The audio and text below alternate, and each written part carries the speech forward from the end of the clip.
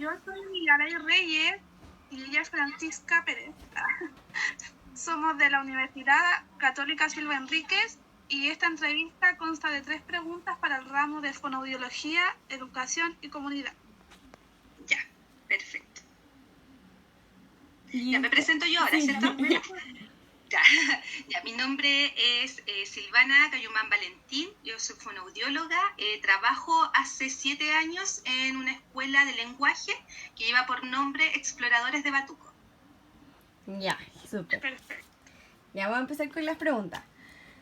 ¿Cuál es el rol que cumple dentro de este establecimiento?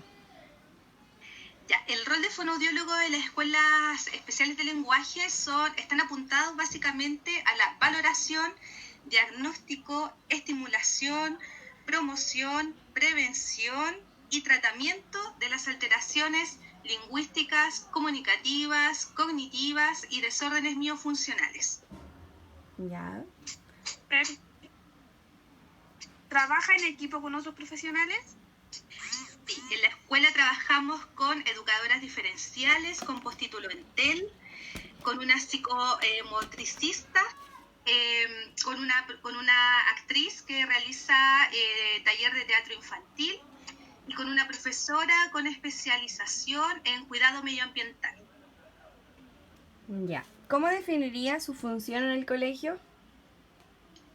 Bueno, voy a hablar en términos generales porque las funciones del fonoaudiólogo son bien diversas en realidad, ¿ya? Pero básicamente la función principal es en relación a la evaluación, diagnóstico y por sobre todo intervención de los preescolares.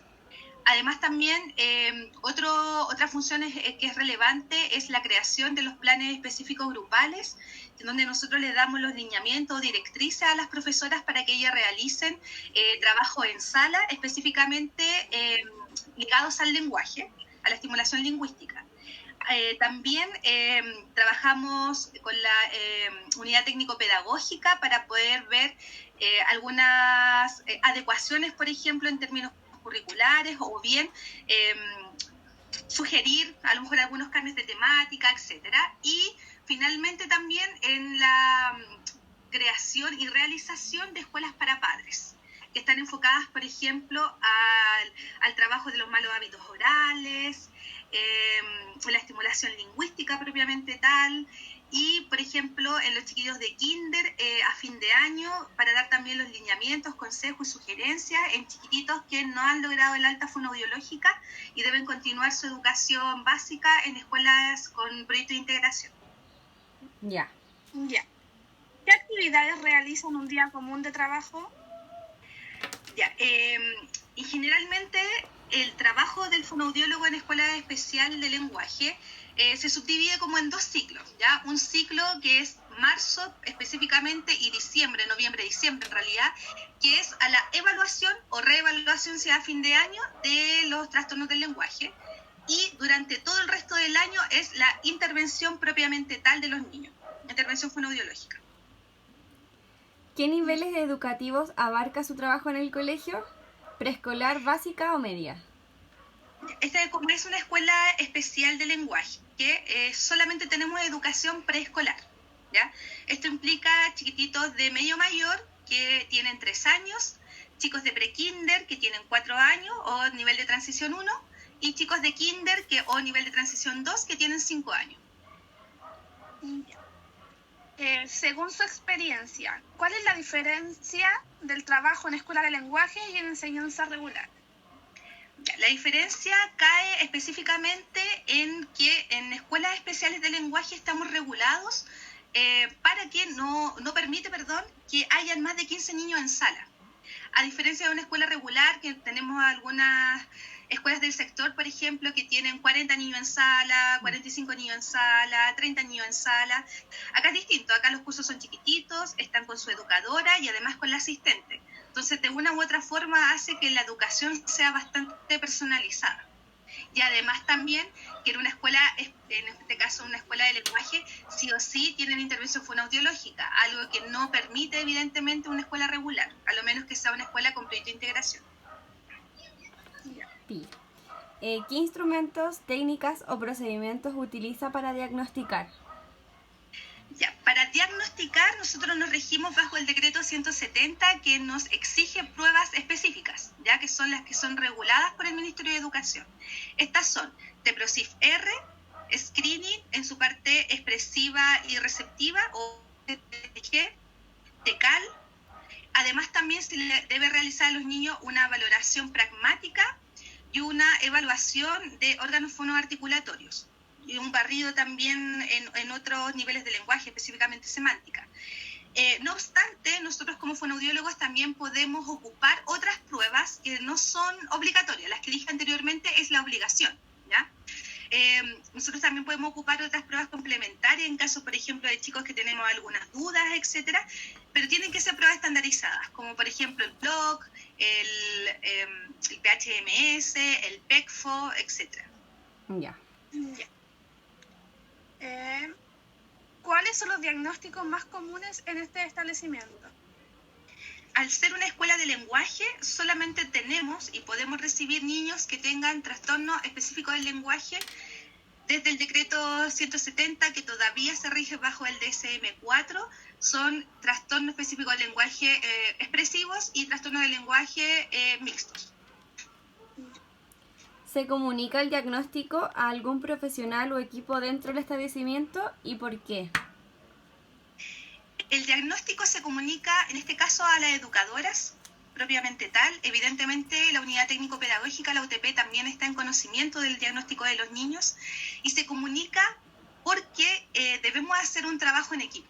Entonces, evidentemente, si tenemos niños con un trastorno específico en lenguaje de tipo mixto, es decir, donde hay mucha dificultad en términos comprensivos y expresivos, las educadoras deben tener este diagnóstico para poder saber cómo comunicarse con el niño y cómo en este caso el niño puede recibir o pueda entender las instrucciones que le da su educadora. Ya. El diagnóstico fonoaudiológico entregado, ¿tiene implicancias en el aula? Sí, básicamente por lo que dije anteriormente. O sea, si tenemos chicos que tienen dificultades comprensivas severas o que están muy en déficit, la profesora debe realizar estas adecuaciones. Entonces, sí, claramente es necesario comunicarlo y esto sí va a tener una implicancia dentro del aula. De los diagnósticos que usted puede hacer, ¿existe alguno en que deba derivar a otro profesional para la intervención? Bueno, las escuelas de lenguaje, para que un niño pueda ingresar, debe sí o sí tener una valoración médica, ¿ya? En este caso es un doctor, ya sea de medicina familiar, un pediatra o un neurólogo, quien debe dar un certificado que avale que el niño no tiene ningún otro trastorno asociado, ¿ya? Ahora, cuando los niños son tan pequeñitos, sobre todo los de 3 años, a veces sus dificultades pasan un poco desapercibidas. Y uno las puede notar en el día a día, que es un niño que si bien avanza, no avanza de la forma que uno quisiera, ¿ya? Entonces, cuando pasan estos casos, sí es necesario realizar la derivación. Por ejemplo, en chicos que uno sospecha que pueda haber una discapacidad intelectual asociada, ¿ya? O bien también, y que cada vez es más regular encontrar, o más evidente encontrar, chicos con el trastorno del espectro autista. Ya. ¿Usted como fonoaudiólogo necesita de otros profesionales para realizar su diagnóstico? Bueno, como fonoaudiólogo propiamente tal, necesitamos en algunos casos cuando tenemos sospechas de otras cosas, por lo que estaba comentando anteriormente. O sea, si bien es cierto, nosotros podemos visualizar que un niño no se comporta conforme a la norma, es necesario que nosotros podamos realizar la valoración y también sustentar nuestro diagnóstico con un profesional, sobre todo cuando el trastorno es asociado. Me refiero, reitero, por ejemplo, o que el trastorno es más secundario, ¿no? En un espectro autista, ¿cierto? Una discapacidad intelectual, es difícil abordarlo de repente incluso con la familia. Entonces, para eso, para nosotros es realmente relevante enviar a estos niños a un especialista y que lo pueda también visualizar y pesquisar a más temprana edad. Mientras más temprana edad uno puede realizar adecuaciones mucho mejores y claramente el niño va a avanzar mucho más que cuando estas adecuaciones se hacen en la básica. ¿Cómo determina la cantidad de usuarios que atiende por nivel? Ya, esto lamentablemente está regulado por el decreto 170, para que ustedes después con el tiempo van a dar cuenta que es un decreto que está súper mal hecho, ya siendo muy honesta, porque no permite una intervención más personalizada, ¿ya? A nosotros se nos pide que realicemos una intervención de 30 minutos con 3 niños, lo que hace que sea sumamente rápida su intervención y no tan personalizada. Afortunadamente, yo en la escuela estoy contratada por un poco más de horas de la matrícula propiamente tal. Entonces me permite poder visualizar niños muy severos y poder darle un tratamiento más personalizado y de forma más individual. Pero, reitero, lamentablemente esto está regulado por el Ministerio de Educación, en donde exige eso, que sean solo 30 minutos con 3 niños, lo que realmente no es positivo. Ya. ¿Desde qué edad y hasta qué edad un estudiante puede ser intervenido por un fonoaudiólogo y por qué? Ya, ¿desde qué edad? Bueno, desde que nace un niño, la verdad es que uno como fonoaudiólogo puede realizar intervención, ya sea desde el criterio de la prevención, como intervención fonoaudiológica propiamente tal. ¿Y hasta qué edad? Yo creo que durante todo el ciclo infanto-juvenil uno puede hacer intervención fonoaudiológica. Ahora, desafortunadamente, la educación no permite que esto suceda. O sea, los PIEs, por ejemplo, regulan que los niños puedan recibir intervención fonoaudiológica solo hasta cuarto básico. Esto me implica, me parece que hasta los 10 años, no es más que eso. Sin embargo, sabemos que un niño, por ejemplo, concluye su discurso narrativo o su estimulación lingüística hasta los 15, 16 años, uno más podría realizar otro tipo de intervención que tiene que ver con la oratoria, etcétera.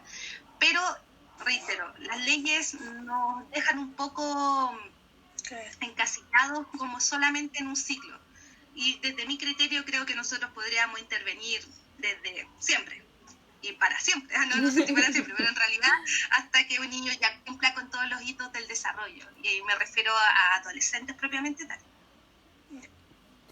¿Qué materiales, instrumentos y o técnicas utiliza en sus intervenciones principalmente? Bueno, como yo trabajo con preescolares, la intervención... Me salté una pregunta. Ya. Me adelanté.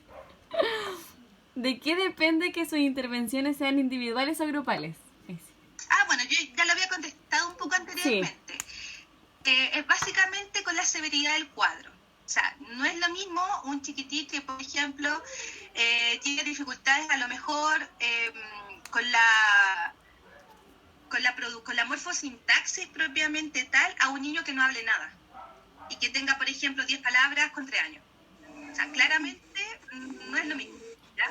Entonces, desde mi criterio, el como yo determino si a un niño lo veo individual o grupal, depende específicamente del grado de severidad del cuadro. Ya. ¿Cuánto tiempo duran sus intervenciones y por qué? También ya lo había contestado anteriormente, estamos regulados bajo el decreto 170, lamentablemente es media hora con 3 niños.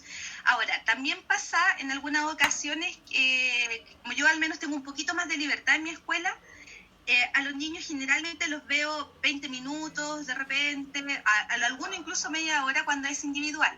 Pero esto también depende un poco del niño, ¿ya? O sea, si yo, por ejemplo, tengo un niño que a los 15 minutos ya no quiere nada más, y no quiere trabajar más porque ya se fatigó, no lo presiono. O sea, yo respeto mucho la individualidad del niño.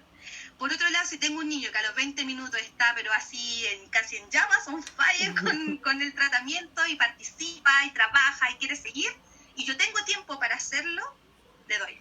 O sea, trato de que en este caso aprovechar los tiempos que son adecuados para este menor. Ahora sí, ¿qué materiales, instrumentos y o técnicas utiliza en sus intervenciones principalmente? Ya, tal como lo comentaba, En este caso, como yo trabajo en una escuela preescolar, las intervenciones son lúdicas, o sea, todas son en base al juego, ¿ya? Si bien es cierto, uno tiene algunas técnicas que son específicas, como por ejemplo el modelado o la repetición, etcétera. En general, al menos mis intervenciones son siempre lúdicas y con material concreto. En base al juego, siempre en base al juego.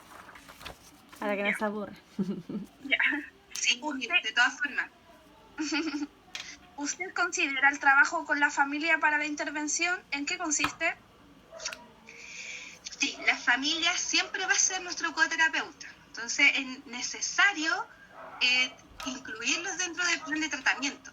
Tal como les decía anteriormente, o sea, nosotros vemos a los niños media hora a 3 niños, uno lamentablemente no es mago, entonces uno no puede hacer muchas cosas en ese poquito tiempo. Entonces necesita sí o sí contar con la familia.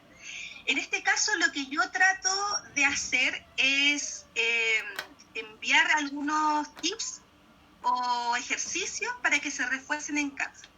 Ahora, también desafortunadamente después con el tiempo uno se da cuenta que no siempre las familias cooperan mucho. O sea, hay familias que claramente son sumamente motivadas y de hecho a uno le exigen, así como fono, dicen, tía, mándele cosas, mándele trabajo, mándele tarea, mándele ejercicios. Pero por otro lado tenemos papás que uno les manda el cuaderno y el cuaderno vuelve de la misma forma como lo envió. O sea, no, ni siquiera lo abrieron, ¿ya? Entonces es importante poder, más que regular eso, tratar como de incentivar a los papás que se preocupen de sus hijos, que ayuden a sus hijos en este plan de tratamiento.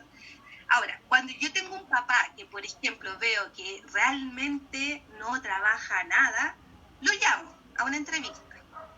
Y después de la entrevista, sigue igual, la verdad es que ahí lamentablemente tengo que tomar la determinación de que el niño va a trabajar solo conmigo y darle más tiempo a lo mejor de intervención a ese niño.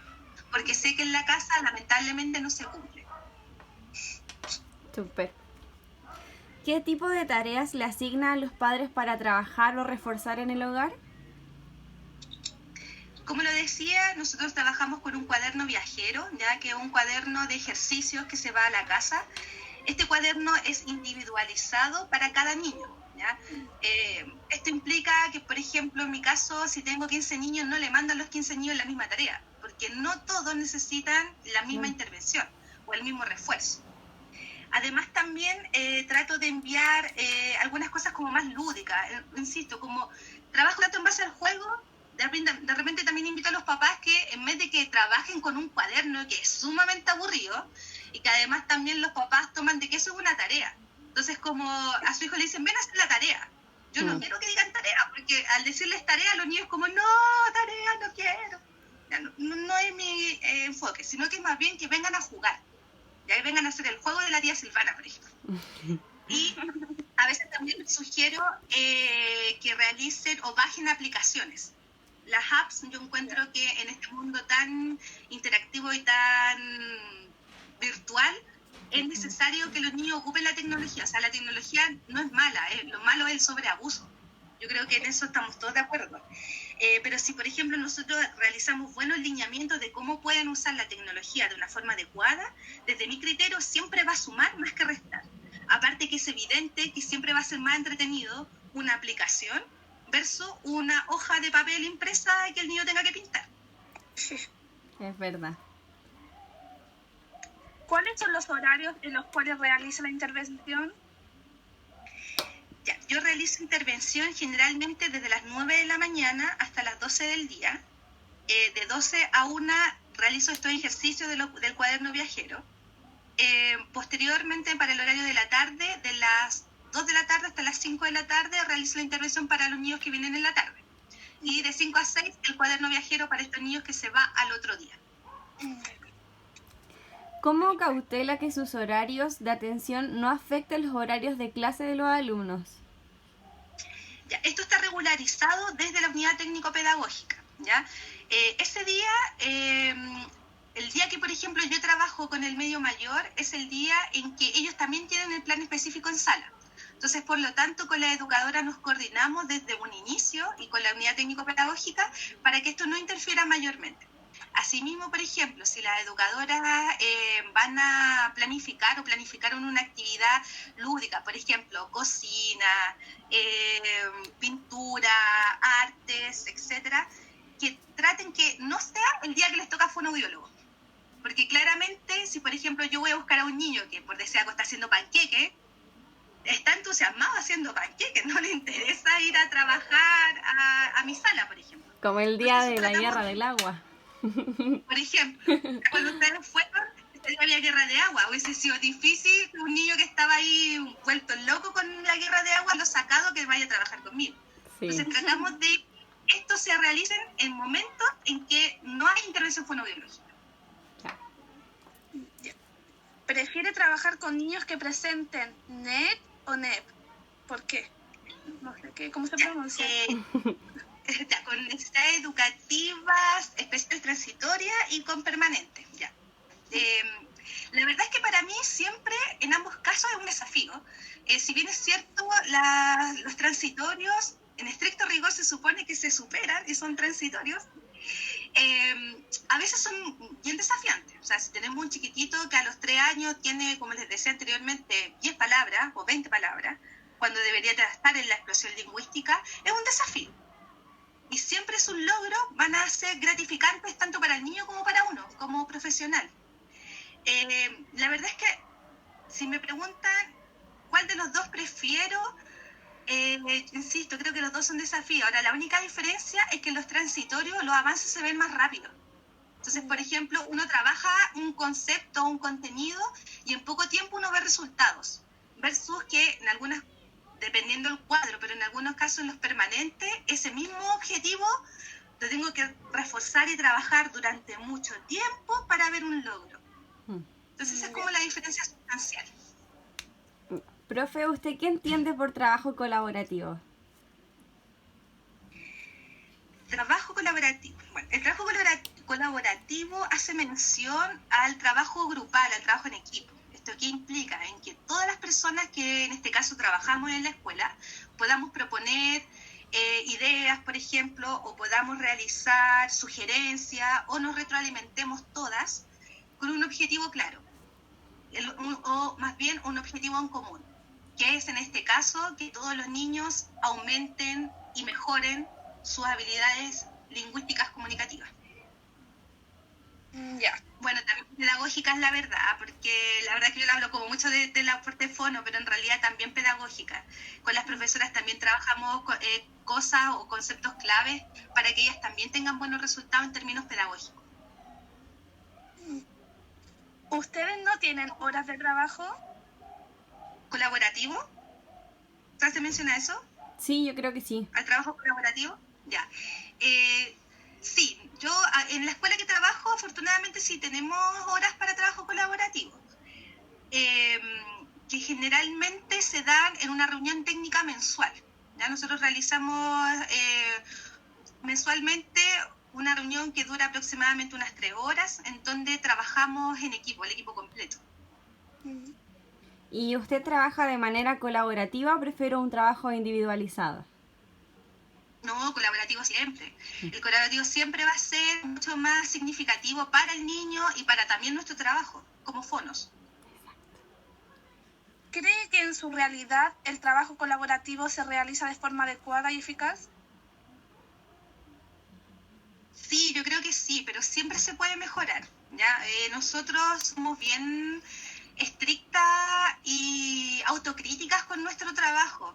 Esto implica que, por ejemplo, no sé, semestralmente realizamos un FODA en donde vemos cuáles fueron nuestras amenazas, nuestras debilidades, fortalezas y oportunidades que tuvimos durante el año o durante el semestre en curso, y tratamos de que todas esas cosas que vimos que no estuvimos bien o que nos faltó, tratarlas de mejorar, ya sea para el semestre siguiente o ya sea para el próximo año. Ya. Ay, me perdí. Ya. ¿Qué acciones implementaría en su centro educativo para mejorar el trabajo colaborativo entre los profesionales? definitivamente aumentar la hora fonoaudiológica, siempre. Que tengamos más trabajo, que tengamos más horas en educación. Eso yo creo que sería importantísimo. A mí me encantaría que estas reuniones no se hagan una vez al mes, sino que se hagan una vez a la semana. Es algo que yo he tratado de implementar y de tratar de como sugerirlo siempre en la escuela, pero la verdad es que a veces no se puede, y uno igual después con el tiempo lo entiende. Pero yo creo que lo importante y lo relevante es que haya siempre, ojalá cada 15 días por último, pero es importante aumentar las horas de trabajo colaborativo, de todas formas. ¿Realiza coordinaciones con otros profesionales cada cuánto tiempo? Con otros profesionales externos a la escuela, sí realizamos trabajo. En casos, como yo les comentaba en un inicio de la entrevista, con niños que tenemos sospecha de otro tipo de trastorno. Por ejemplo, si yo veo un niño que la verdad que toda su actitud es para un trastorno del espectro autista, lo derivamos, por ejemplo, al terapeuta ocupacional. Nosotros le pedimos al terapeuta que nos mande informes, que nos dé una retroalimentación de cómo podemos ayudar y abordar a ese niño en la sala de clase. Ahora, ¿cada cuánto tiempo era eso? ¿Cada cuánto tiempo era la pregunta? Sí. Sí. ¿Cada cuánto? ¿Cada cuánto tiempo? No, eso es difícil. Con profesionales externos es difícil poder decir cada cuánto tiempo, porque depende un poco, reitero, de la realidad del niño. O sea, a veces tenemos también papás que son súper comprometidos y lo llevan, por ejemplo, al terapeuta ocupacional o a la psicóloga sagradamente una vez a la semana. Pero tenemos otros papás que no, que a lo mejor les dura el primer mes y después ya no, lo llevan cada 15 días. De repente también por un tema económico, que eso sin duda alguna es algo que es importante también considerar.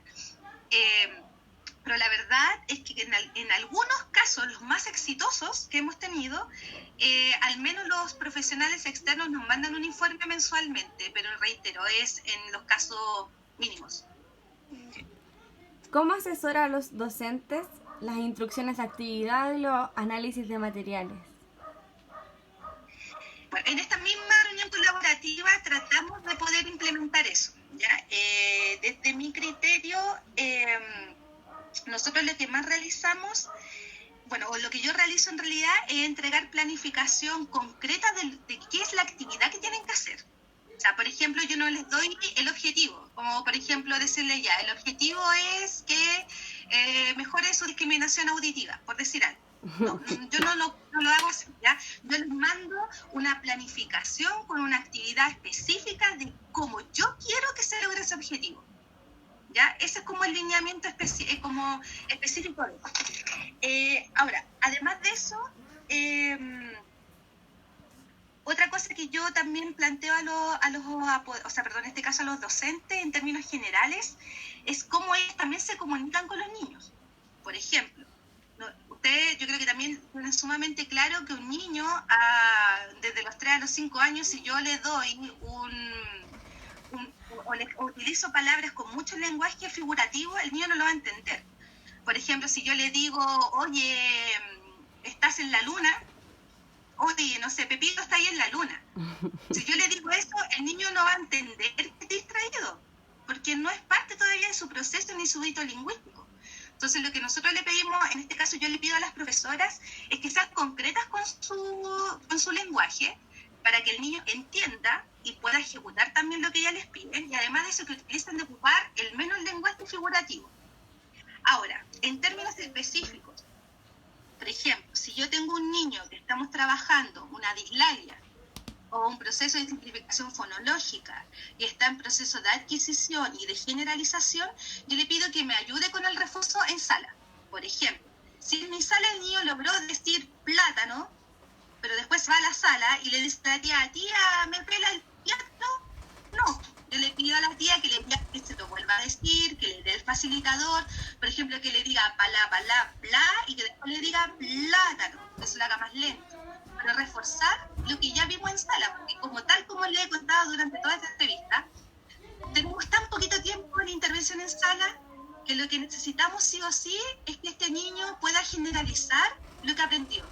Y la mejor forma de que el niño pueda generalizar es que lo refuerce, ¿ya? Es que lo haga, es que realice esta conexión ya vamos a hablar como más de sinapsis, ¿cierto? Que pueda concretar ese aprendizaje nuevo. Ya, esta es la última, ¿cierto? Sí. Ya.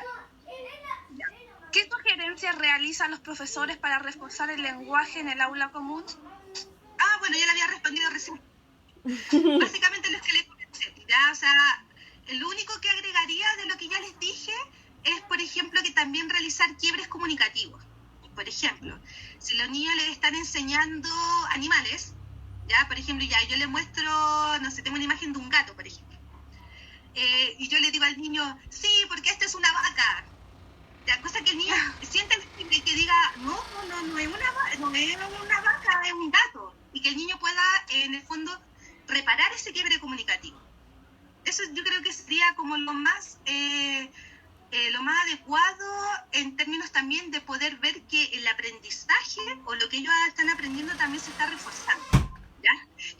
Ahora, más todas las cosas que ya les comenté anteriormente, que es, por ejemplo, que nos ayuden, ¿cierto?, desde el término de algún proceso de simplificación fonológica o de alguna dislalia, o bien desde el criterio de que las profesoras utilicen el lenguaje adecuado para la edad del niño. Ya. Ya, perfecto. Ya, profe, muchas gracias, se pasó, de verdad. Nos salvó. Ya, Sí. perdón, yo soy muy buena para hablar, chiquillas. Yo No, podría estar hablando aquí toda la pero tarde de la escuela. súper. Ya, si Ahora- necesitan alguna otra cosa, avísenme, no tengo problema. Ustedes saben